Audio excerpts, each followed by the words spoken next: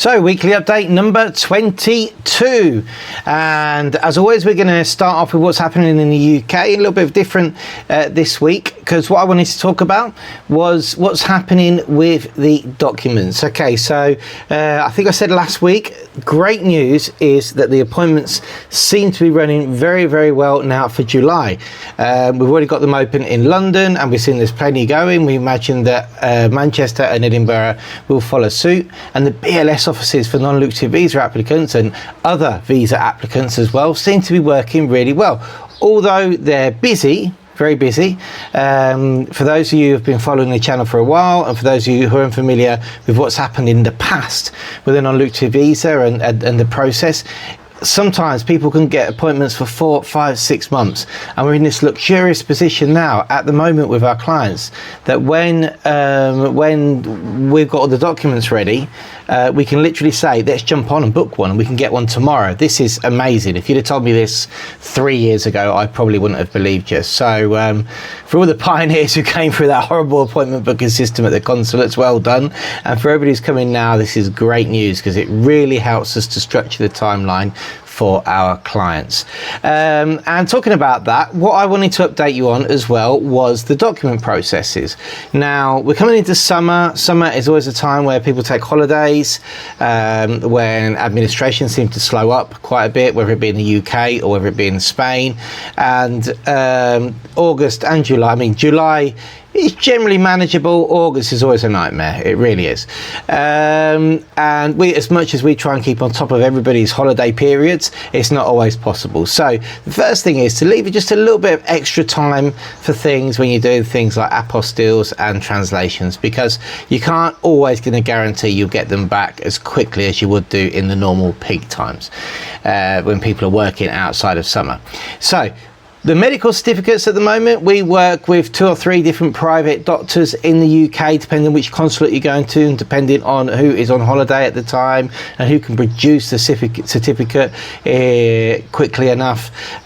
We sort of, for our clients, we'll choose one or the other, whichever boot fits as such. And so far, so good. Everybody's getting their medical certificates back normally within 5 working days if they're doing it through the private doctors in the UK. For clients who are coming here to Malaga, well, we're talking about things in the UK now, aren't we? But we have got a couple of clinics that we work with here, and they can normally turn them around. And whether it's Almeria, Malaga, Murcia, or Alicante, we work with clinics here. As long as you've got an entry stamp into Spain, we can get you a certificate, and they normally give you a flexible appointment. So the medical certificates are looking good, and they're not going to be a problem this summer. The acro certificates, well, they are taking a little bit longer. Now I've noticed some creeping over 30 days. Let us know if you've got yours any quicker below, or how long it actually took for you to get yours. But we've had a couple of clients who have paid the extortionate fee of £115. It is extortionate for a certificate, I have to admit. And they remember this year they did put up the cost of the acro to £65.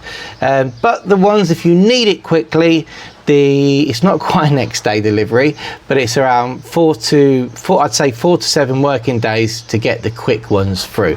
So don't forget, the acros also last for 180 days. You've got quite a lot of longevity on them.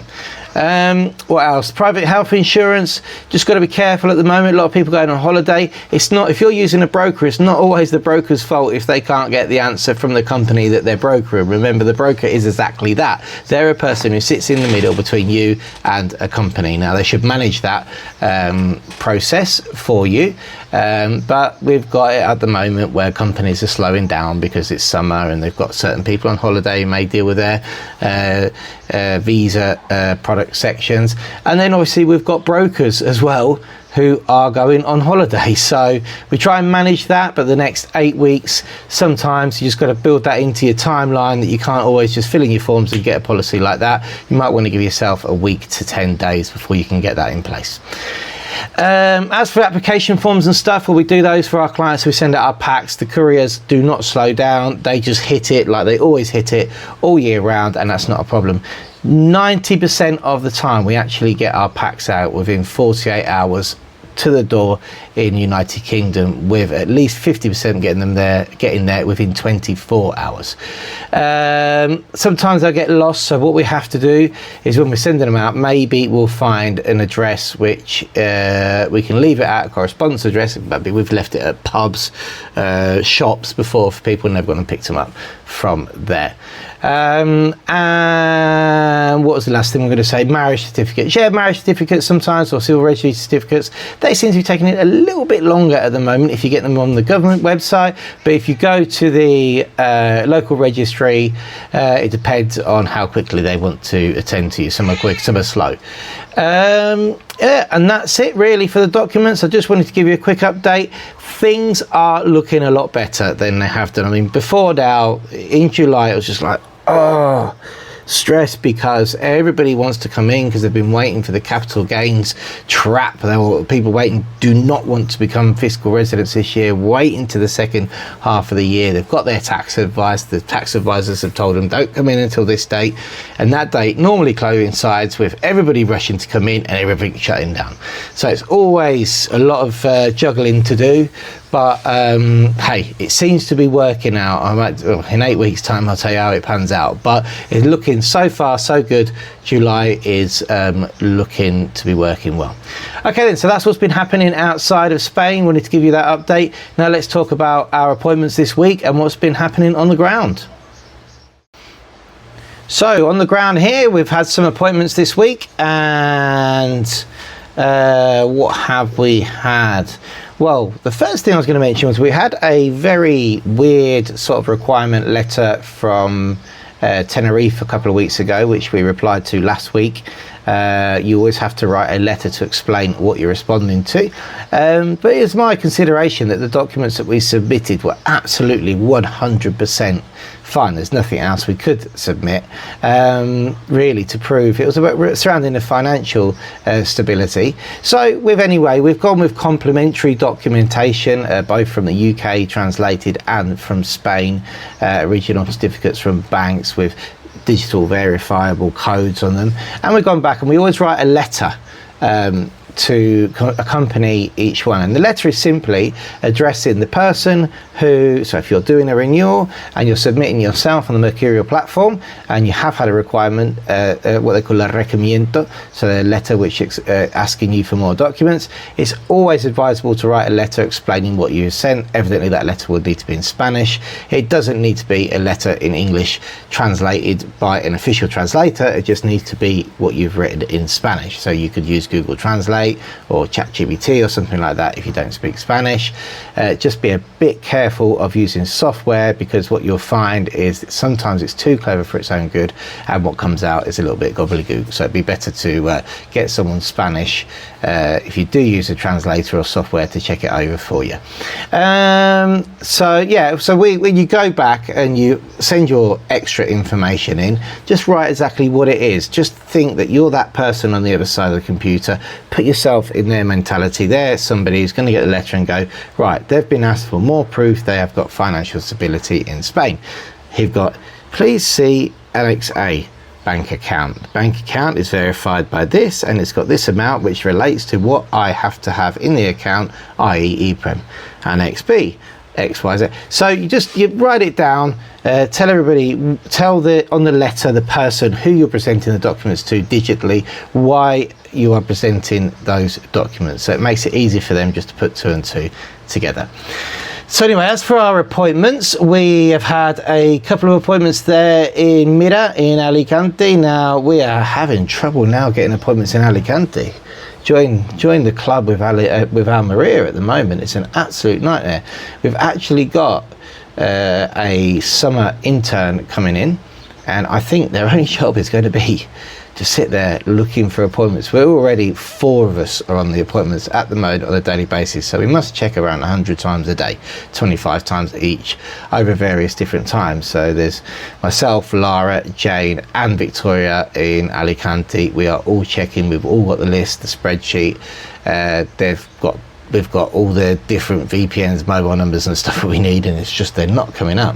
I saw Almeria flash up, got really excited, got onto the back page, and then got kicked out, so they are coming along. But Alicante, we haven't seen anything for about a month now, which is quite concerning. But anyway, we will keep trying and give you that update when we get it. So we had a few over. What do we have on the 18th? We had a we got a visa registration, a renewal registration, Malaga. Todd went to that one. We also had 4 renewal applications in Beleth. It was 2 renewals and 2 updates of addresses on WA withdrawal agreement TIE cards. Now, depending on what province you're in, depends how they like to update the address. Alicante, for example, does not want you to take up appointments to change the physical address on the back of your card. They want you to register it digitally. Okay, so you have to register it digitally, inform the authorities that you've changed your address, and carry that digital registration with you somewhere, even if it's on your phone, to prove that when you get stopped, that if you get stopped or whatever, that is your address. Then when you come to renew your card, it will be automatically updated. That's the theory. In Malaga, though, they're quite happy for you to go and update your address. You just literally just go with the taxes paid, application forms, your old card, new passport, so if you've got one, or old passport if you haven't, photos, etc. We line that all up. Our translator goes, and in a month's time you get a new card. With that, remember always to check your resguardo when you go to register your visa, or you go to get any sort of residency card. Before you pick up your card, you're going to get a document called a resguardo. I'm going to do another YouTube video on that, because I did one about 3 or 4 years ago and it was really good. And check those details before you leave the police station.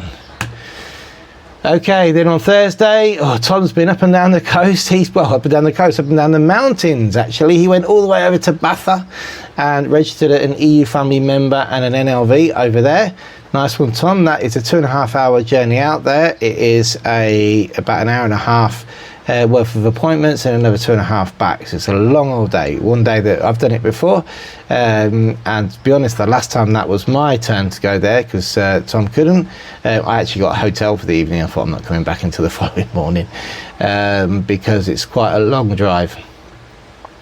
And then we had an EU residency on Friday in Malaga. Lara went to an appointment on Thursday as well, and can't miss that. So we had Tom in Baza, Lara was over there in Malaga, stepping out of her Upsticks drive role and going and doing appointments. Reason being, our client Steve, Lara did registered his vehicle for him, so she knows him really well from that, and he was coming up to doing his renewal, and I said, hey, why don't you go out and see Steve?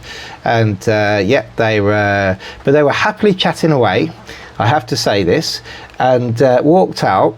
And the resguardo that was given to them, good job. They normally stand outside if it's very, very hectic in there, so they'll stand outside, check the paperwork.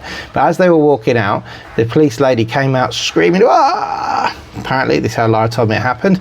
And they'd given them some Russian ladies resguardo. Unfortunately, the wrong one. So, as I say, when you get that piece of paper, albeit you've got an agent with you, don't forget it's very hectic. Just take that time to have a look and make sure that all your details are correct on it. Then on Friday we had an EU appointment using a work contract in Malaga, and don't forget that if you are an EU citizen, you can get your NIE number, you can get your work contract, and you can register as an autonomo before you get residency. Then use that contract or that autonomo registration as part of your residency application. Right, and so that's it. That's what's been happening in our appointments in Spain. Now let's have a look at the YouTube channel and the comments that we've got on there. So on to our YouTube comments now, and we're going to kick off. Let's have a look here at the comments with what's been going on this week. And it's been quite a busy week. Now the last video didn't do too well, to be honest with you. Our last weekly update, less than 100 views, and I'm normally up to around 250, so I don't really know what happened there. Maybe it was boring. I have some suggestions from people on how to improve it, so we'll try and implement some of those suggestions now that we're getting closer. Well, we are in summer, and things like kids have finished school. We'll try and get some more interesting weekly updates. And if you have got any suggestions, just stick them in the comments below, and I'll try and implement them. So first of all, talking about our shorts now. Comment on the shorts. Ha ha ha, great tune. This was on our Torrox to Torre Del Mar in less than a minute video, and I put driving down the boulevard. Now, I've been learning how to do shorts on the YouTube app. Okay, so, and I have been with, I have started, believe it or not, drum roll, with a YouTube mentor, a tutor, only 20 to 25 minutes a week. He's a friend of mine who works in the same building, but he is a creator of digital content, and I went and had a meeting with him and said, look, I'm just frustrated at the way I'm taking the channel, but I've got a lot of time constraints, but I feel that we've got a lot more Upsticks to give people, maybe that's not related to the services that we offer, and people find us through the channel, and we use the channel we use primarily to so people can see us and are aware of who we are, and also to get information out there that might be useful for people, and also we use some of the videos in a lot of our content that we send to clients as instructions and instructional informative videos when they're at a certain part of their visa registration process with us. But I said to him, I think there's so much more I'd love to get out there now, and because I am somebody who, I'm just, you know, I love Spain and I want to share it, and my day-to-day is Spain. After 25 years, it's my passion. I've spent more time here than I have done in the UK living, and I'd love to share that with all you guys. But the shorts were quite labour intensive because, like a fool, I was editing them on Canva, and they took for ages. And now we've been doing shorts lessons on how to do it on your phone, and you can either do it instantly when you're in a situation you think might be interesting to show people, or I can take shots which from the past which I've used and turn them into shorts, which is what I have been doing. So what I did this morning, I sat through and created about 15 shorts from past videos that we've taken and put them on there, things I thought you might find interesting, and programmed them all the way up to September. So if you do like them, please just give me the thumbs up, and if you think they're rubbish, please let me know. And if there's anything else you'd like to see in a short, please give me some ideas, because I just go around with my phone when I'm doing day-to-day things and record things, and I think, who's going to want to see that? Then the smallest of things seem to get the better responses. So thanks for that, Norville 2.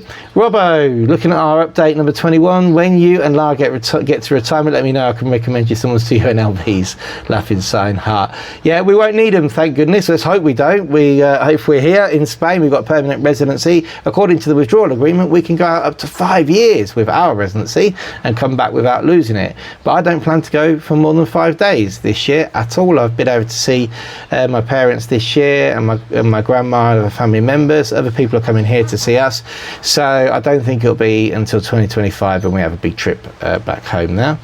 Now, comment on the podcast I did with Scats. If you haven't seen it, please watch it. It gives you a behind the scenes of what's happening there with Scats. As you know, I'm on Scats' channel every second Saturday and have been for the last 4 years. And we've done over 60 live shows each, which I would say amounts to around 80 to 90 hours worth of live content to try and help people who are moving to Spain. And it also helps us to get clients, never backwards in coming forwards and explaining that. People then see the live shows and they contact us for help. Some people contact us, want information, and they can do the visas themselves. What we normally do on that regards is we're happy to answer questions, but it gets to a point where we say, okay, well, if it's not on our free content, then you need to pay and become a client, because if it's specific to your circumstance, then that's going to need more assessment. But a lot of people have seen us through Scats' channel and come on board, and now part of this bigger community that we're all in. And as you know, Scats and myself have become really good friends from doing that, and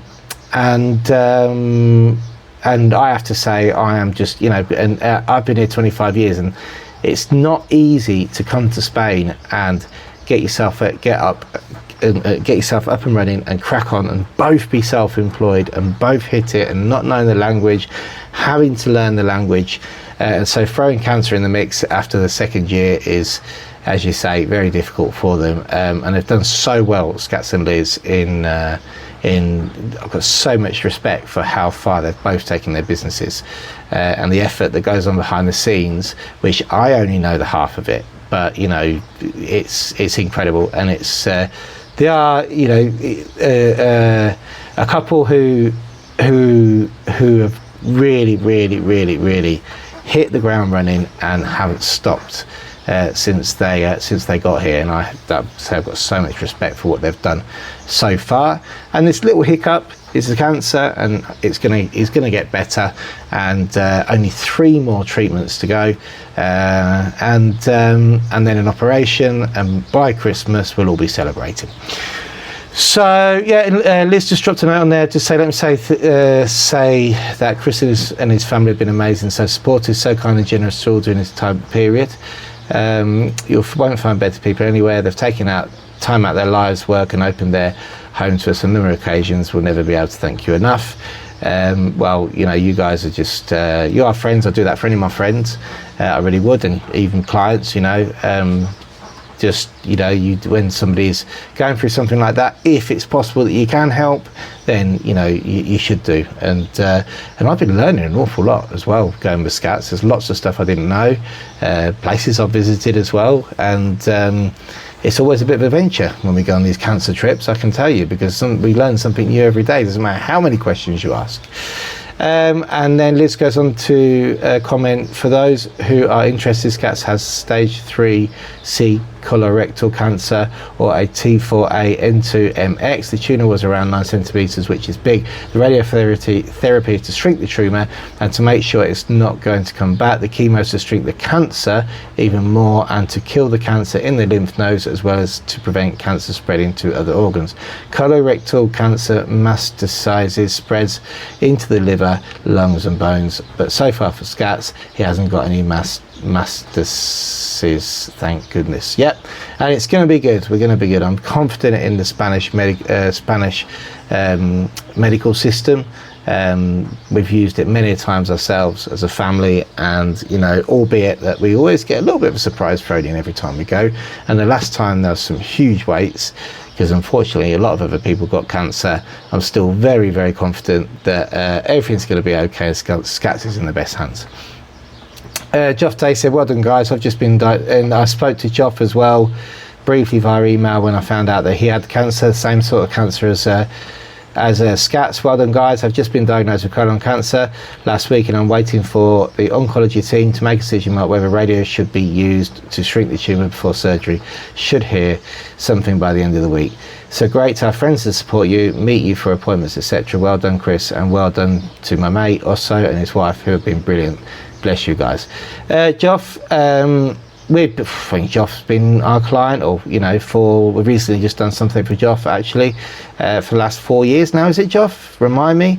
And yeah, just let me know if you do have to have the radio, or you do have to have any sort of chemo. I'll give you a call, because we can tell you, you know, the little tricks of where to park, what to do. I can't tell you what it's like in the chamber, but certainly can settle your mind on a number of issues there. So yeah.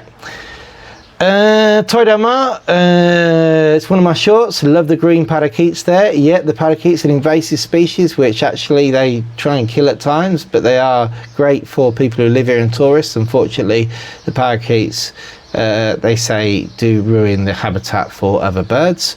Can't see it myself because I don't know.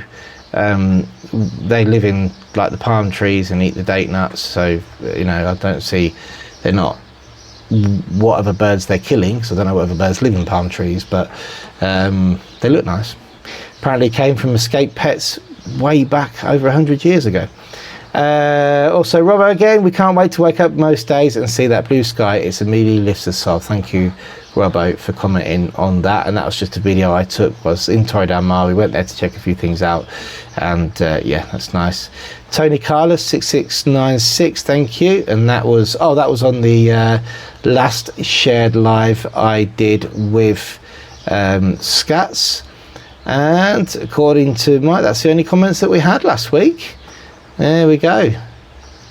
Yep. Oh no, we had another one on the pickup Malaga Airport and drop off. That's doing okay, 700 views on that now. Excellent video, thank you. And then I had another one on the criminal records check, very helpful. Thank you, I've just been to Malaga to take the forms in. It's going to take around 3 weeks to receive it via email. Okay, so that was good. And then on the weekly update, number 21, the Norville 2 also says, yes, I've missed that turn off. It's come up quickly, nice shopping centre there.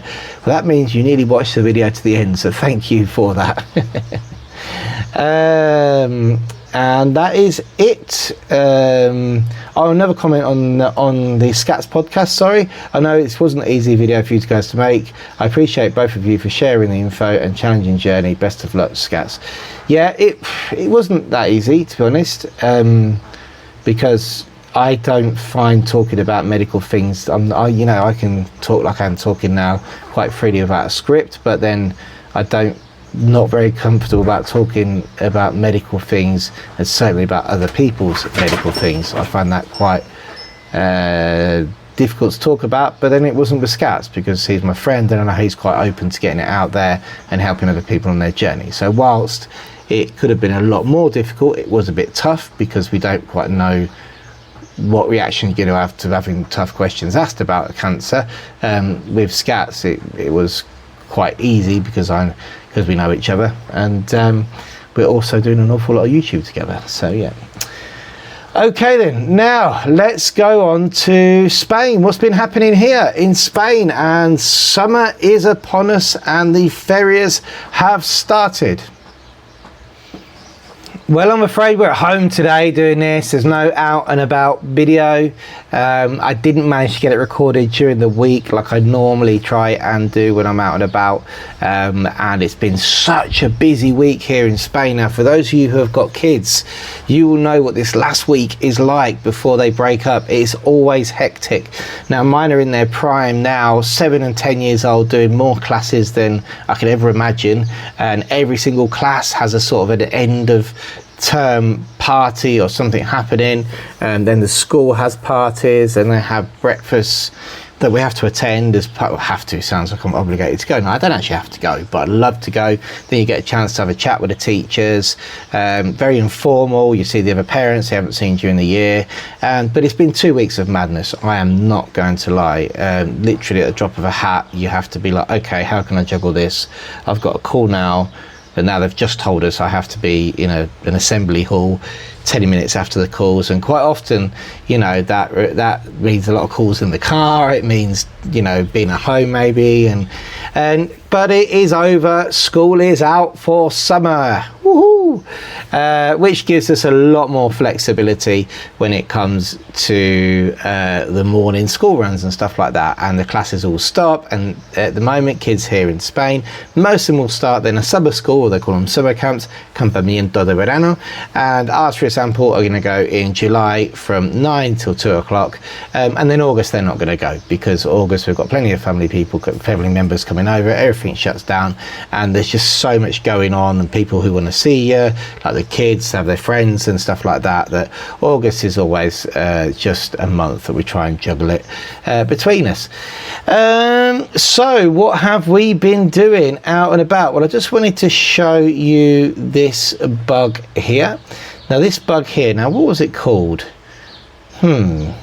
I'll tell you what, I didn't write it on my notes, so I Google Lens this, and I've got it. This is a very interesting bug that I found in my garden. If you know, please tell me. I've Google Lensed it, and I have put the answer below, but I don't have it to hand now. But that bug was very, very, very pretty, very shiny, and I just found it there in the garden. So there we go. After that, well, last Sunday we had a bit of a drive out to do a bit of a recce around the Nerja, Torre del Mar area, because we have a couple of plans this year. We've got family coming over, I said, for the December bank holiday weekend, and we've also got family coming over for the festival in Torre del Mar, where we've got a bungalow on a campsite, and we thought we'd go and check them all out before. So there's one hotel. Well, initially we went for breakfast, and look at this. Now, I did a short about this, so the short is also going to be in the link below, and this was amazing breakfast. So that's just basically a BLT, a good old BLT and black coffee. That's exactly what you need on a Sunday morning, and that's just on the restaurant, which is here you go, you can see it here, right next to the petrol station, on the entrance to Nerja, the Frigidiana turn off. And I have to say, they do a great menu of the day there. There's a terrace with a fantastic view, and it's not a bad place to go and eat. There you go, you can see the view there. Look at that, that's the view from that restaurant, from where we were sat. Quite comically though, inside, oh hang on a minute, let me just show you this. And this was the bill.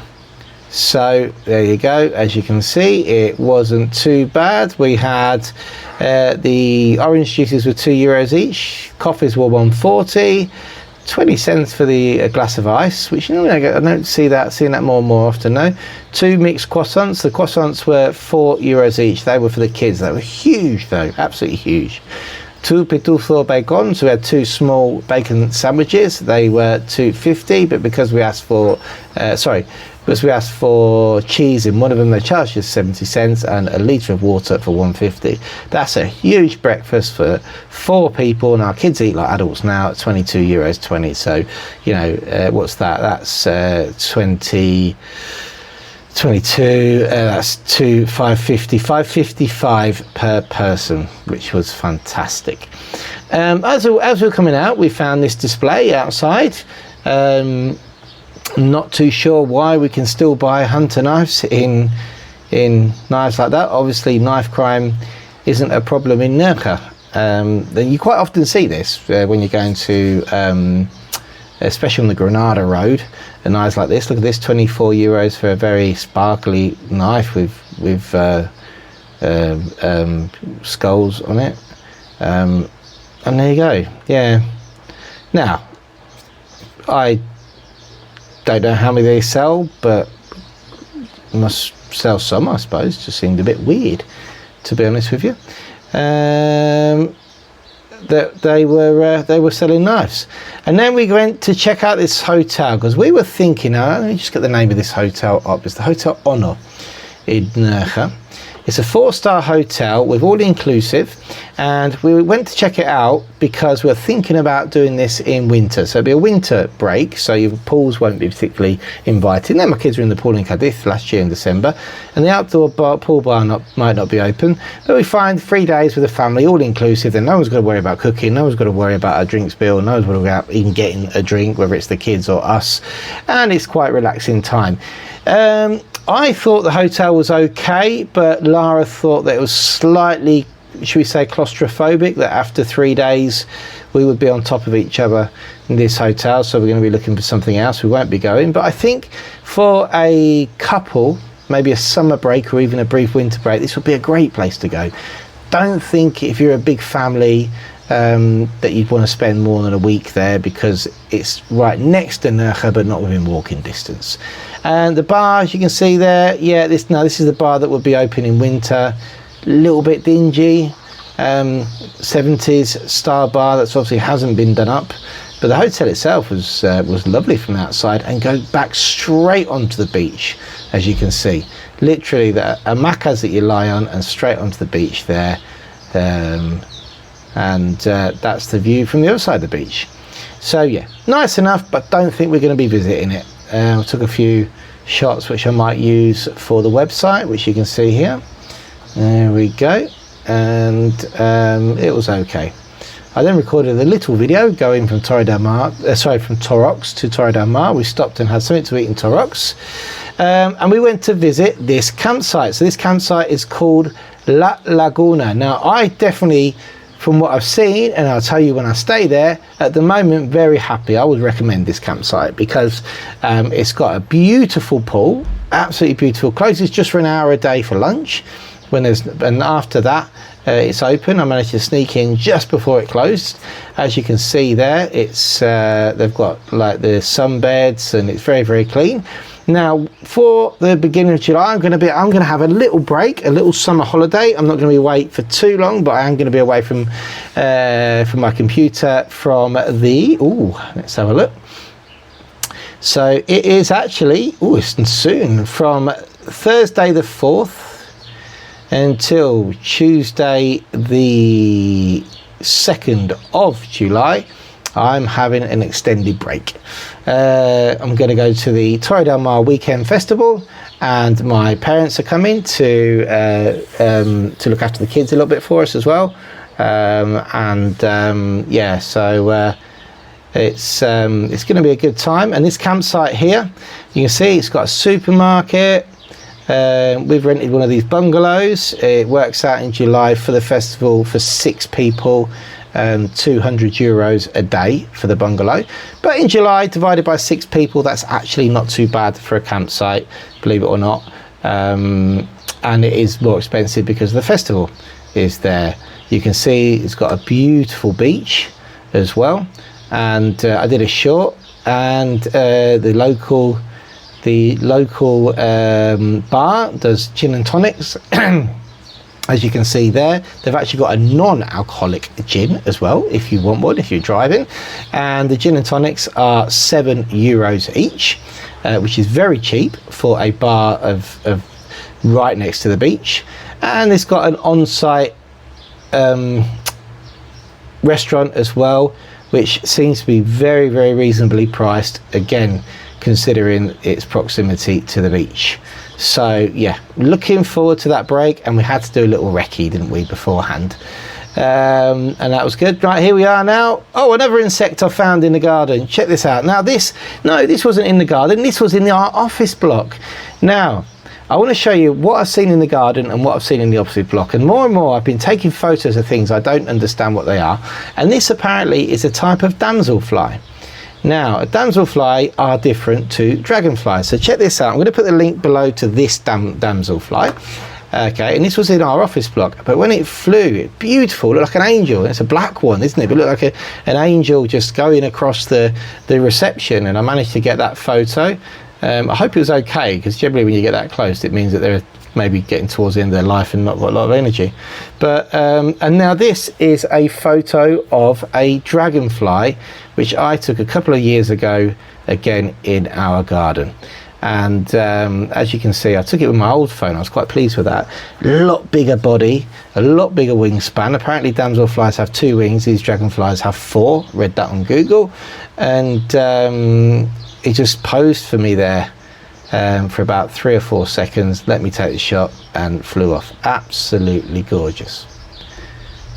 So that's that. And what else has been going on? I wanted to show you this. This is my daughter's gymnastics end of season dance. They've all done amazing. You can't believe the composure on some of these younger kids is just out of this world. You know, they're so composed when they're doing their dancing, to the point, you know, they come out and there's all the parents doing this, including me going, waving like crazy.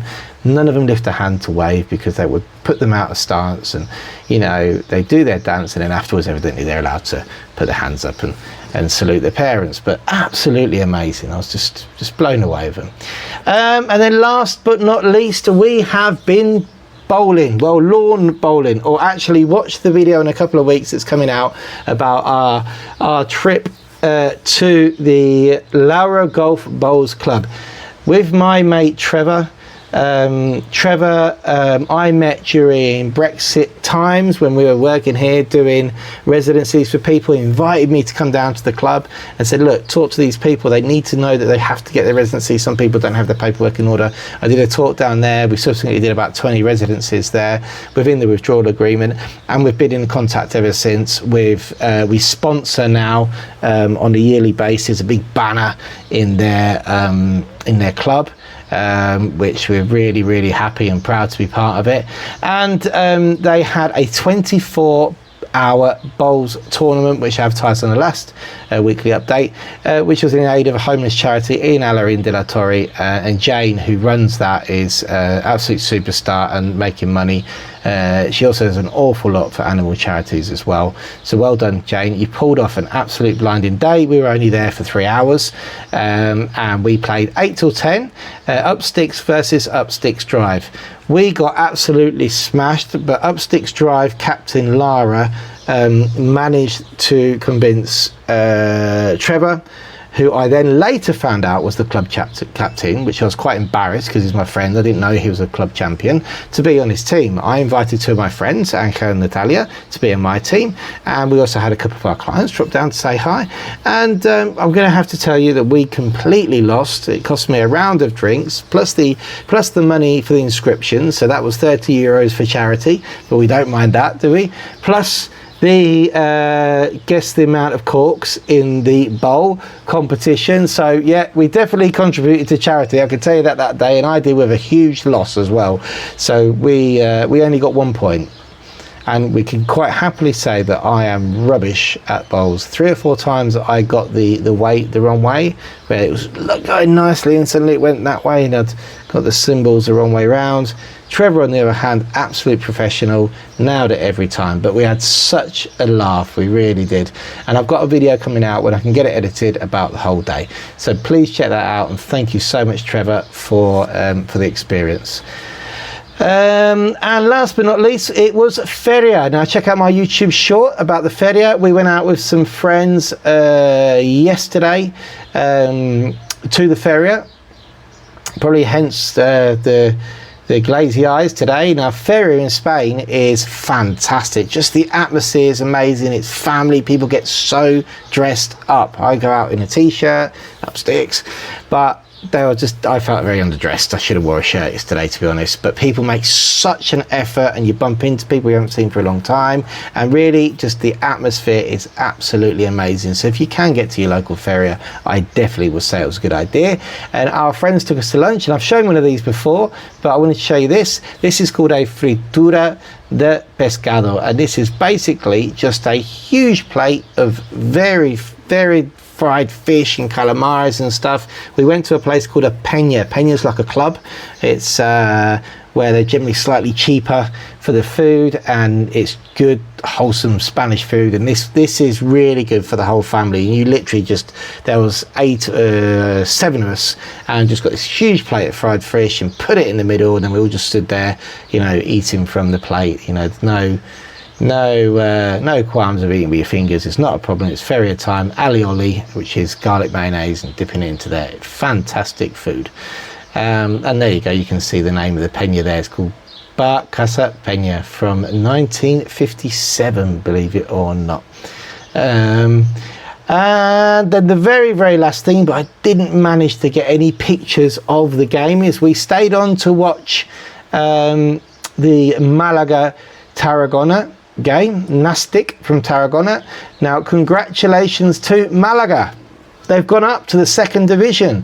Malaga, as you know, haven't been very good the last few years, but they've gone up to the 2nd division, and it was amazing. They won 2-1 at home. The return leg was in Tarragona. They just had to win or draw that game to get through. They went down 2-1, which meant Tarragona, of some rule that I really did not understand, why it wouldn't go to penalties and why Tarragona would win, because I asked 4 people at that time in the feria. 4 people gave me 4 different explanations, so I gave up completely.